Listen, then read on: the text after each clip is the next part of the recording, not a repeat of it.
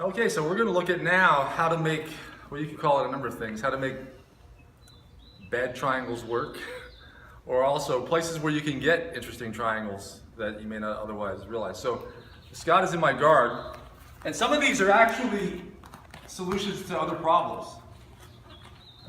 So in some cases, for example, well, the first case, I do push his wrist through, and I'm going for what would be a normal triangle, but I can't close it up or it's too big. I can grab my other foot. Sometimes I see beginners do this where they just get the wrong configuration. They don't realize that this is the wrong way to do a triangle. The leg that's going over the shoulder, that foot should be going behind the other knee. All right, you should have the arm coming across at roughly the angle. Your leg's going this way. All right, so it should look sort of continuous as a line. But in many cases, what you can do, especially if you can't get his arm across, is you can move your hip a little bit like this. I was just here going for this. I move my hips the other direction, grab my shin, put the foot behind the knee, then I either pull on the shoulder or get under the arm, and as I'm squeezing with my legs, I pull the shoulder into his neck. I'm not even necessarily flexing his arm, although I could try for that, but the main thing is just pulling his shoulder into his neck as I squeeze. What we call you all right? Mm-hmm.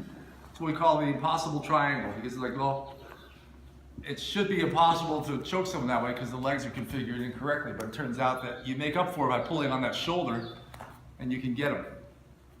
So that's the first situation where I'm here and I push an arm through, and instead of going this way, I'm going this way.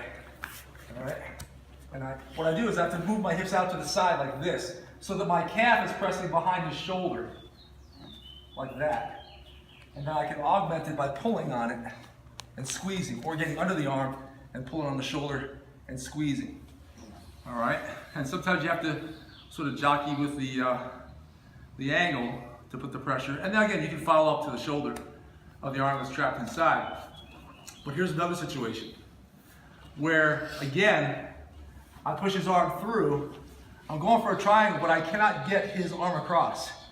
So I need something to seal his neck there.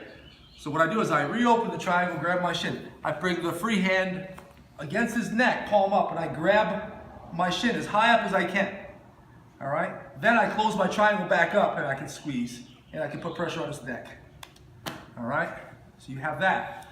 So that's another interesting situation where I didn't get the arm across. I use my own arm to make up for that.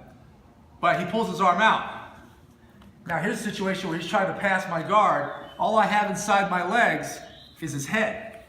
All right, so here again, I can grab my shin, bring my hand under, palm up, and then I can triangle my legs right around just the neck. No arm is inside. But if I get this tight enough, then I can close this up and I get a good triangle there.